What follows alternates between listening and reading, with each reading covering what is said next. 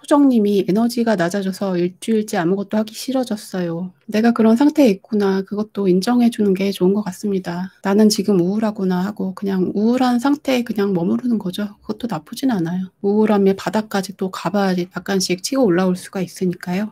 그리고 뭐 한꺼번에 너무 잘하려고 나는 왜 이걸 못하지? 너무 많은 것을 이루려고 하지 마시고 그냥 현실에서 눈앞에 보이는 거 한 가지 아주 조금만 집중해서 해보시고 성취를 작게 작게 해보세요. 나는 왜 이걸 못하지? 왜 나는 남보다 못하지? 이런 생각 다 놓아버리고 그냥 눈앞에 뭐 요만큼 집에 좀 정리해보자. 뭐 설거지 조금 해보자. 이런 것부터 시작해서 일상의 그런 작은 일들 챙기다 보면 거기서도 자신감이 생깁니다.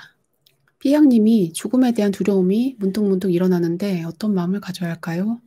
죽음에 대해서도 들여다보는 책들도 있고요. 죽음과 관련된 책들을 보면 연계가 따로 있구나. 그걸 알게 되잖아요. 제가 올려드린 연계로부터의 메시지, 그 시리즈도 그렇고요. 사람들은 죽는 게 무섭다고 생각하는데 우리는 매일 죽음을 연습해요. 잠자잖아요. 그게 죽음이에요. 우리는 또 매 순간 죽어요. 숨을 들이마시고 내쉬잖아요. 이것도 음과 양이에요. 삶과 죽음이 계속 반복이 되는 거죠. 봄, 여름, 가을, 겨울이 반복되듯이 뭐 태어나고 죽고 이것이 반복이 되는 것이 자연스러운 현상인데 우리가 죽은 다음에 뭐가 있을지 모르니까 그게 두려워서 그런 것인데요. 그런 것에 대한 책들을 읽어보시면 좀 두려움이 약해질 수 있으니까요. 영혼들의 여행이라는 책을 보시고 그게 뭐 쉽게 나와 있어요. 그 책 한번 보세요. 자살하면 어떻게 되나요? 자살을 해도 자기 영혼은 그대로 있어요. 자살에 대한 제 동영상 있으니까 찾아보세요. 지금 생각을 하고 있잖아요. 그런데 이 상태에서 몸만 없어지는 거예요. 그리고 나는 보고 듣고 생각하고 이런 작용이 남아 있어요. 죽기 전에 괴로웠던 마음은 그것도 안 없어져요. 그대로 있어요. 그러니까 내가 뭐 이 현실에서 뿅 하고 가버리면 될 것 같은데 그냥 도피일 뿐이지 정신적으로 고통은 그대로 있어요. 오히려 그걸 바꿀 수 있는 해결할 방법이 없어지는 거죠. 자살하면 사람 몸을 영원히 못 받는다는데 그런가요? 그거는 아니라고 해요. 다음에 태어나긴 하는데 그것도 일종의 악업이니까 거기에 대한 업보를 받는다고 해요. 소중한 생명을 버린 업보로서 다음에 가장 살아가고 싶은, 가장 잘 나가는 시기에 후련히 문제가 생겨서 세상을 떠난다든지 병이 걸린다든지 그런 게 자살의 업보일 수 있다고 합니다. 자살에 대해서 자주 물어보세요. 댓글에도 많고 실시간 방송에서도 많이 나오는데 우리나라 자살률이 1위고 자살 생각하는 분이 정말 많은 것 같아요. 살아가려면 남들만큼 이런 거 저런 거 다 누리고 살아야지 그렇게 잘 살지 못할 바에 뭐하러 살아. 그런 생각도 하는 것 같은데요. 저는 그냥 가늘고 길게 살자 그런 주의라서 그냥 살면 되지 이런 생각을 해요, 저는. 근데 정말 자기 마음은 또 주관적인 거다 보니까 마음이 힘든 사람은 그 마음을 누가 대신해 줄 수가 없잖아요. 어쩌지 못하고 끙끙 앓다가 그렇게 되는 것 같아요. 그래서 사람들이 좀 서로 얘기도 나누고 서로 얘기해 줄 수 있고 그런 공간이 필요한 것 같은데 우리나라가 서로 경쟁하는 사회가 되면서 공동체는 많이 파괴되고 마음을 나눌 친구도 없고 다 이렇게 고립되잖아요, 섬처럼. 해결할 방법이 좀 있으면 좋겠어요. 그래서 남하고 얘기하고 싶은데 얘기할 사람이 아무도 없다 그런 순간이 있어요. 저도 그런 적 있었었고. 근데 남한테 얘기하면 뭐 예를 들면 저랑 뭐 결혼 전에 남편이랑 2년 동안 살다가 결혼식을 했거든요. 그 시기에 많이 싸웠었고 제가 뭐 우울해라고 얘기하면 너만 우울하냐? 나도 우울해. 넌 왜 그렇게 사냐? 이런 식으로 얘기하더라고요. 남한테 피해 끼치지 마라 이런 식으로. 내가 언제까지 너 그런 모습 봐야 돼? 막 이러고. 그러니까 제가 그런 말 하다가 포기했죠, 그냥. 그러다 보니까 그냥 저 혼자 머릿속에서 환청이 들리더라고요. 환청으로 이제 남자 목소리가 들려요. 당신이 지금까지 어떻게 살아왔든지 당신 나름대로 그럴 만한 이유가 있었고 그것을 사람들은 이해하지 못하지만 저는 그 모든 것을 이해합니다. 그런 환청이 막 들렸어요, 진짜로. 그 얘기를 들으니까 굉장히 편안해졌어요. 그때 남편하고 뭔가 오래 사귄 사람이 고르니까 얘기를 나눠보려고 했는데 안 되었어요. 이 사람은 그걸 못 받아줬어요. 같이 사는 그렇게 오래 사귄 사람조차 그런데 우리가 아무리 가족하고 살아도 힘들죠, 그게. 글을 쓰면서 또 많이 위안이 됐어요, 제가. 뭐 글을 쓴다든지 스스로 혼잣말을 해본다든지 힐링하는 방법을 자기 안에서 마련을 해야 될 것 같습니다. 남한테 기대하고 남이 나한테 뭔가 힐링해 주기를 바라는 거는 안 되더라고요. 그렇게 해줄 사람이 없더라고요, 저는. 자살하는 이유가 구체적으로 뭔지 저는 잘 모르겠지만 경제적으로 힘들어져서 그런 경우가 많다고 하잖아요. 그분들이 남하고 비교해서 그럴 수도 있고 아니면 또 의욕이 다 상실돼서 몸에 에너지가 없어서 그럴 수도 있어요. 따뜻한 말을 해주고 사랑해주고 그런 사람이 한 명이라도 있으면 도움이 될 수도 있을 텐데 그런 사람조차 없으면 스스로 일어날 힘이 없다 보면 그럴 수도 있을 것 같습니다. 이 사회라는 게 참 힘들어요. 사는 게 하루하루가 힘들죠. 영성에 대한 책들에 또 보면은 자살로 인해서 좋지 않다는 내용들이 많이 나와요. 그런데 뭐 종교에서 말하듯이 자살하면 다 지옥 가고 고통받고 그런 건 아니에요. 후회하고 괴로워하는 시간이 오래 있대요. 또 뭐 영혼들의 여행이라는 책에서는 자살을 한 영혼이 영계에 가면 상급자가 있잖아요. 지도령. 그런 사람들에게 추궁을 당하고 반성을 하고 추궁당하고 한참 얘기하고 그런 시간들이 또 있대요. 그리고 자기가 한 일에 대한 업보는 분명히 있겠죠. 다음 생이라든지 있겠죠. 부정적인 생각을 하기보다는 조금이라도 긍정적으로 생각을 초점을 조금만 바꿔보면 달라질 수도 있는데 각자 자기가 해야 되는 것이니까요. 습관을 들이는 게 중요한 것 같습니다. 또 자기 혼자 있으면 생각이 자꾸 부정적으로 흐르는 사람이 있어요. 밤새 고민을 했는데 그 결론이 죽어야겠다. 뭐 이럴 수도 있잖아요. 그러니까 그런 경우에는 오히려 다른 사람과 얘기를 해보는 게 자기한테 내가 생각해보지 못했던 시점을 보여줄 수도 있고, 아, 그럴 수도 있겠구나. 이런 생각이 들 수도 있죠.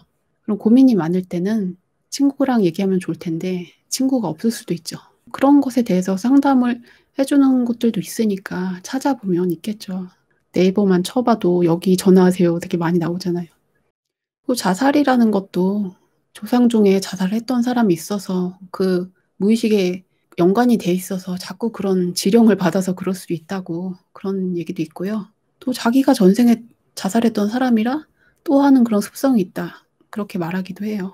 근데 자기 습성대로 살 것이 아니고 극복을 해야죠. 변화를 일으키려면 명상을 하고 성찰을 하고 깊이 생각을 해본다면 바뀔 수가 있을 겁니다.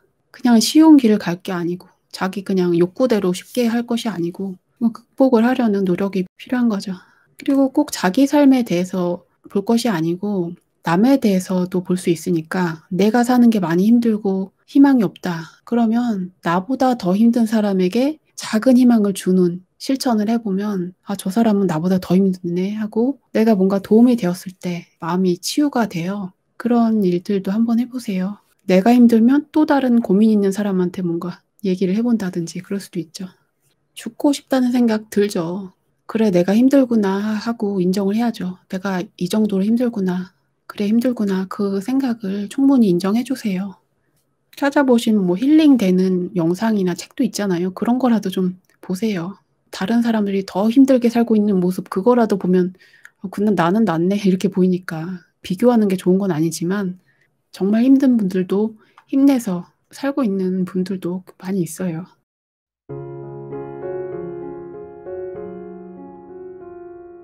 양영희 님이 자살을 하면 영혼은 살아있는데 살아있는 사람 주변에서 맴돌고 있나요? 자살을 했어도 영계로 올라가는 사람도 있대요. 정신적인 상태에 따라서 괴로워하는 상태에서 가면 죽은 다음에도 괴로워하니까 그냥 구천을 떠도는 경우도 많이 있겠죠. 유괴라고 하죠. 그냥 떠돌고 영계에 안 올라가고 그럴 수도 있는데 그냥 편안하게 가는 사람도 있겠죠. 그렇다고 자살을 하라는 뜻이 아니고요. 분명히 업장이 있고 좋지 않은 행동인데 여러 가지 사연이 있다 보니까 모든 자살이 막 악하고 그런 건 아니잖아요. 정말 몸이 고통이 심해서 가는 분들도 많이 있다고 하니까요. 자살을 한 영혼이 살아있는 사람한테 해코지도 하나요? 꼭 자살을 해서가 아니고요. 죽은 영혼, 죽은 귀신이 산 사람한테 해코지하는 경우가 있어요. 그거는 원한을 가진 경우에 자기한테 뭐 억울한 게 있어서 그런 경우가 있어요. 그리고 그거는 빙의령이라고 하는데 꼭 현실에서 알던 사람이라서가 아니고 전생에 알던 영이 현생의 나에게 와서 빙의돼서 괴롭힌다든지 그런 것도 많이 있어요. 근데 그게 카르마를 갚는 과정이라고 하더라고요. 그래서 그 빙의령을 떼버린다고 해결되는 건 아니래요. 내가 전생에 잘못해서 그걸 갚아야 된다면 실제로 이렇게 사람 대 사람으로 만나서 갚을 수도 있는 것이고 아니면 나는 환생했는데 그 존재는 나한테 뭐 빙의를 한다든지 아니면 내 가족한테 뭐 괴롭게 한다든지 이런 식으로 풀어버릴 수도 있는 거죠. 자살에 대해서 자꾸 물어보시는 오늘 자살에 대해 얘기하는 날인가? 좀 날이 비가 오고 우중충해서 그런 생각이 들 수도 있는데요. 날씨 맑은 날에는 산책 많이 해보세요. 마스크라도 쓰고 이렇게. 햇빛을 많이 봐야지 기분이 좋아져요. 뭐 우울하고 힘들고 그런 말씀 많이 하시는데 자기 먹는 거랑 걸어 다니는 거랑 이 두 가지만 확실하게 해도 80% 이상은 해결되지 않을까 생각해요. 뭐 라면 먹고 그럴 게 아니고 생채소, 생과일 먹으면 이제 에너지가 충전이 되니까 살아있는 식물 드셔보시고요. 뭐 인스턴트를 먹더라도 뭐 생채소, 생과일을 요만큼은 먹겠다 이렇게 정해놓고 드시고 산책하고 걷기 운동하는 것도 얼만큼은 하겠다 이렇게 정해놓고 이렇게 음식하고 걷는 거, 자기 몸 운동하는 거 이런 거 두 가지만 꾸준하게 해보시면 우울증은 많이 좋아질 것 같습니다. 생채소가 비싸다고요? 고기보다 싸요. 한살림에 가입하셔서 유기농 생채소 드세요. 싸요. 마트에서 파는 농약 뿌린 것보다 훨씬 싸더라고요. 사람들이 칼로리를 중요하게 생각하다 보니까 햄버거가 5,000원인데 그럼 5,000원으로 채소를 사려면 뭐 시금치 하나랑 뭐 양배추 한 조각이랑 이렇게밖에 안 되다 보니까 이거는 칼로리가 없잖아. 그러니까 그냥 햄버거 하나 먹는 게 낫지. 그렇게 생각할 수도 있어요. 아니면 뭐 5,000원이면 라면이 몇 개야. 근데 칼로리가 중요한 게 아니고 에너지가 중요해요. 에너지. 그 안에 있는 에너지. 우주의 기운. 살아있는 식물에는 그게 들어있어요.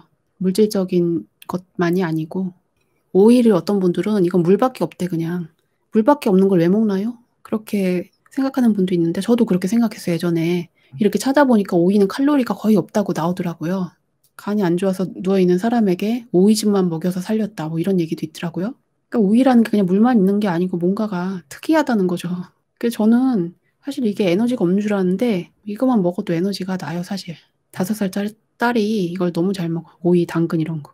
근데 밖에 나가서 뛰면 지금 이 아들 둘은 살이 쪄가지고 뒤룩뒤룩 살쪄가지고 집에만 있으니까 좀 힘들어하고 그러는데 오히려 그 빼빼 마른 딸내미가 엄청나게 뛰고 돌아다니고 지치질 않아요, 얘는. 생채소에 기생충이 많다고요? 미세 기생충 이런 얘기들 있더라고요. 알벤다졸을 맨날 먹어야 된다느니 그것도 하나의 유행인 것 같아요. 그게 실제로 먹어서 암이 치유됐다는 얘기가 있는데 저도 그게 혹해가지고 영상을 많이 봤어요. 유튜브에 많이 있잖아요. 근데 저는 뭐 특별한 문제는 없었어요. 생채소 먹으면서. 현미경으로 막 움직이니까 이게 기생충 아닌가?